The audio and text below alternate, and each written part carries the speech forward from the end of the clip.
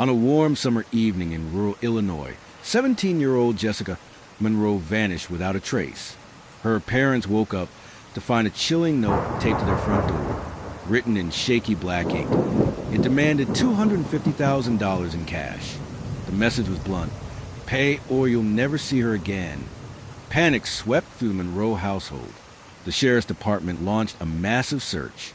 Neighbors gathered in prayer circles. The media swarmed the quiet farming town of Brookfield, broadcasting Jessica's smiling yearbook photo across every channel. To the world, it looked like a terrifying but straightforward kidnapping. But as the case unfolded, investigators uncovered a truth so bizarre, so twisted it left even seasoned FBI agents stunned. Jessica Monroe wasn't kidnapped by a stranger. She staged the entire thing herself. But the plan she thought she controlled, it was hijacked, turned into a nightmare by the very man sworn to protect her. Jessica Monroe was the kind of girl people in town admired. 17 years old, smart, ambitious, honor roll student. She sang in the church choir, volunteered at the local animal shelter, and dreamed of one day studying journalism in New York City. But behind a bright smile was a storm brewing. At home, life wasn't as picture perfect as the community believed. Her father, Robert Monroe, was a wealthy businessman who built his fortune in agriculture supply. To the outside world, he was respected, powerful. To Jessica, he was suffocating, strict, controlling. Every decision, every choice, monitored, dictated, or dismissed. Friends later recalled how Jessica often spoke of feeling like a prisoner in her own home. She wasn't allowed to date. Her phone was constantly checked. She felt trapped in what she described as a gilded cage. And so, in her teenage desperation, Jessica began to imagine escape. Not a quiet runaway, not another argument with her father. Something dramatic, something that would finally force him to see her pain. Her plan was reckless, but in her mind it was brilliant. She would stage her own kidnapping. It happened on July 12th. The night was heavy with summer heat.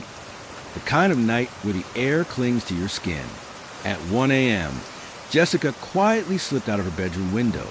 In her hand, she carried a backpack filled with clothes, snacks, and a burner phone she had purchased in secret. On her desk, she left a handwritten ransom note. Jagged letters cut into the paper, demanding $250,000 in cash. The note promised that Jessica would be returned safely if the money was delivered on time. She believed her father would panic, rally, and for the first time, truly realize how much she meant to him. Jessica's plan was to hide in an abandoned cabin a few miles outside of town, a place she thought no one would ever look. She'd wait it out, then reappear dramatically, exposing her father's desperation to the world. But by morning, everything had already spiraled out of control. Robert and Linda Monroe woke up to the ransom note taped to their door. Linda screamed. Robert immediately dialed the sheriff's office. Within hours, squad cars lined the Monroe driveway. Search dogs were deployed and a command post was set up. And at the heart of the operation was Deputy Carl Winters. Winters was a 20-year veteran of the force. Respected, decorated, a man known for his calm under pressure. To the Monroes, he represented hope in their darkest hour. They trusted him completely. But what no one knew was that Deputy Winters had already uncovered Jessica's plan, and instead of shutting it down, he was about to hijack it for himself. By sunrise, the sleepy town of Brookfield had transformed into a crime scene. Sheriff's deputies taped off the Monroe property, while news vans rolled in, their antennas piercing the morning sky. The community watched in disbelief. Brookfield was the kind of place where people left their doors unlocked, where kids biked home after dark. A violent abduction simply didn't happen here. Deputy Carl Winters quickly stepped into the spotlight. He led the press briefings, reassured the family, and coordinated the search. To the public, he was a steady hand guiding the storm. But behind the scenes, the investigation was messy. Detectives combed Jessica's bedroom, but found no signs of forced entry. No broken windows, no footprints in the dirt. The ransom note itself looked suspiciously juvenile. Sloppy handwriting, uneven grammar. Still, Winters insisted this was no hoax. He pushed the sheriff to treat it as a serious abduction. Every hour mattered. He argued. The kidnapper could panic, and Jessica's life might be in danger. The community rallied. Volunteers scoured the fields and riverbanks. Flyers bearing Jessica's face were stapled to telephone poles. Candlelight vigils sprang up overnight. Brookfield united in fear and hope. But beneath that veil of solidarity, a far darker game was unfolding. Jessica thought she had control. She thought she was a puppeteer, hidden in that abandoned cabin. She checked her burner phone obsessively, waiting for news reports. She imagined the panic she had caused, the attention she had finally wrested from her father. In her mind, the plan was working perfectly. But someone else had been watching her, and that someone wore a badge. Deputy Carl Winters had stumbled onto Jessica's stage plot weeks earlier during a routine traffic stop. He'd overheard Jessica whispering about a plan to a friend on the phone. Later, he quietly accessed her text history after confiscating her cell during a curfew violation. He pieced it together. The ransom note, the cabin, the escape. And instead of stopping her, Winters saw opportunity. On the second night of Jessica's disappearance, Winters drove his patrol car to the cabin under the guise of searching. He found her alone, frightened but defiant. Jessica tried to explain, but Winters silenced her. He told her she'd made a big mistake, and that he was going to make it real. From that moment on, Jessica's game was no longer a hoax. She was a genuine hostage, not to a stranger, but to a man trusted by her entire community. Winters cut the phone lines, confiscated her burner, and chained the cabin door.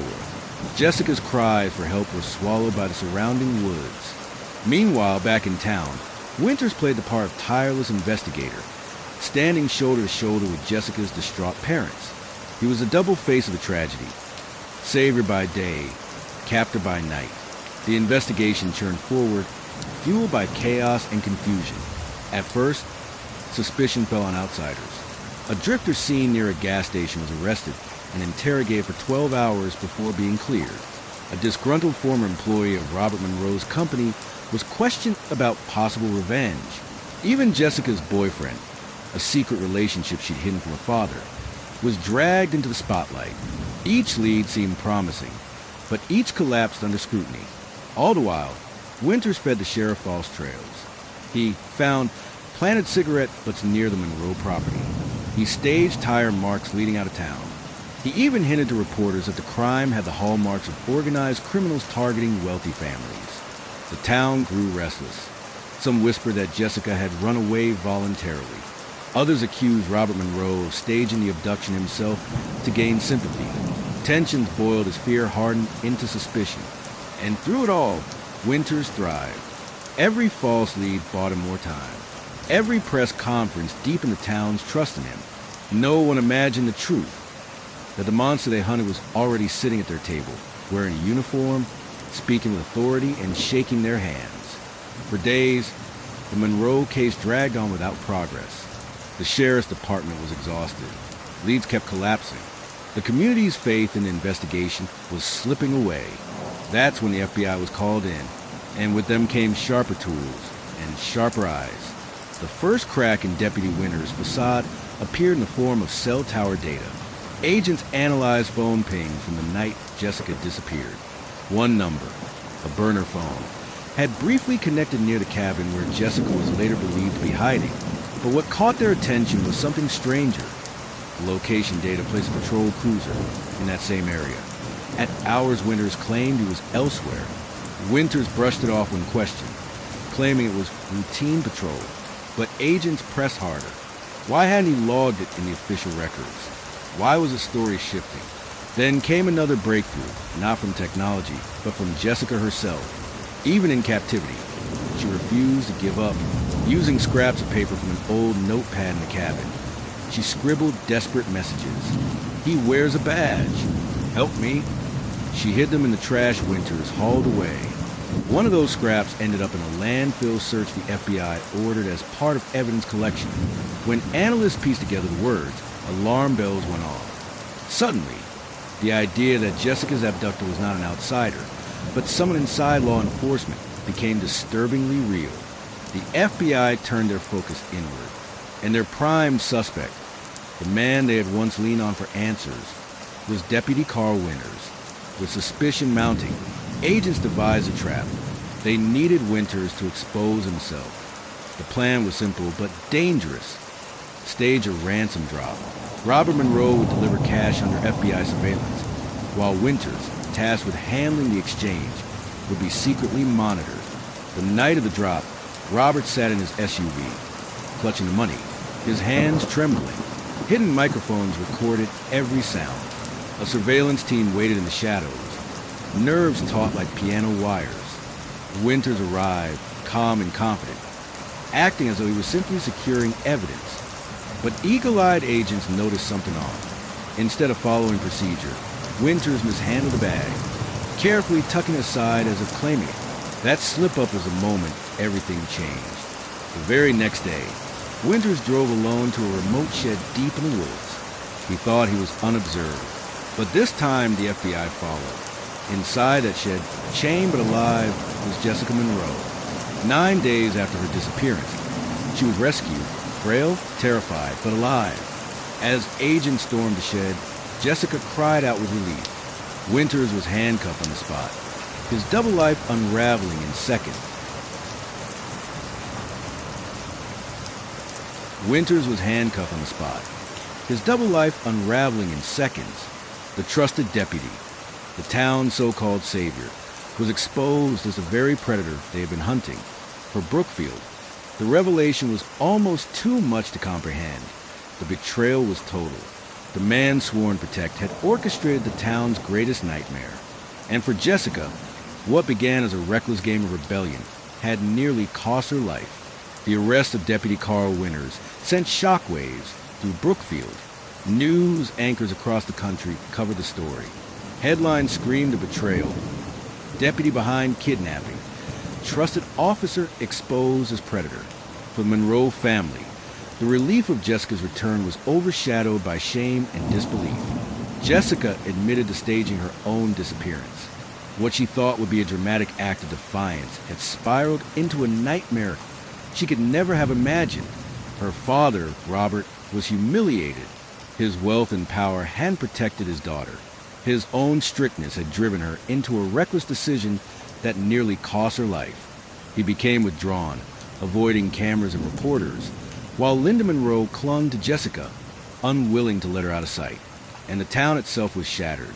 Neighbors who had once gathered in vigils now whispered in anger. Some blamed Jessica, calling her a foolish girl who had invited disaster. Others focused their fury on Winters, the man who wore the badge of trust, only to wield it as a weapon of corruption. The trial was swift but brutal.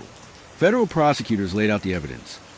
Phone records, the ransom drop, Jessica's hidden notes. Witnesses described Winters' manipulation, his calm lies during press briefings, planted evidence. Jessica took the stand. Her voice trembled as she described the moment Winters turned her hoax into reality. The fear of realizing that her kidnapper was not a stranger, but the very man leading the search. The jury needed only 4 hours. Carl Winters was convicted of kidnapping, extortion, and abuse of power. He was sentenced to life in a federal penitentiary with no chance of parole. Justice was served, but the scars remained. The case of Jessica Monroe and Deputy Carl Winters is remembered not just for its shocking twists, but for what it revealed about human nature and about society itself. At its heart, this story was born from desperation. A teenage girl's yearning for freedom clashing with a father's iron grip. Jessica believed her staged kidnapping would force attention, force empathy, force change. But in creating her illusion, she opened the door to real danger. Her reckless plan became the spark that lit a far darker fire. And then there was Winters, a man entrusted with the safety of his community. His betrayal cut the deepest. Corruption inside law enforcement isn't just about broken laws. It's about broken trust. Every handshake, every reassurance he gave, was poison disguised as comfort. When those who wear the badge abuse their power, it doesn't just shatter one family. It corrodes the very foundation of safety that communities are built on. The impact of the Monroe case rippled far beyond Brookfield. Local departments across the Midwest were forced to examine their own ranks more closely. Policies were rewritten, oversight tightened. Citizens began to question not only how crimes are solved, but who is solving them. For families, the case was a stark reminder of the fragile bonds between parents and children. Jessica's rebellion was born from silence, from control without understanding. Her story became a cautionary tale about the dangers of miscommunication, of not listening until it's too late. And for society as a whole, the case underscored a haunting truth. Sometimes, the greatest threats do not lurk in the shadows. They walk among us, hidden behind trust, authority, and even a uniform. Today, Jessica lives quietly away from the cameras. Her life is marked by survival, but also by guilt, a constant reminder how her own choices collided with the corruption of another, nearly destroying everything. The legacy of the case is not just a story of crime. It is a story of consequences, of what happens when desperation meets betrayal, when institutions fail, and when innocence collides with corruption. It is a reminder we cannot afford to ignore. Safety is not just about protecting ourselves from strangers in the night. Sometimes, it's about questioning the very people we are told to trust the most. And that is why the case of Jessica Monroe and Deputy Carl Winters remains one of the most twisted, unforgettable crimes in modern American history.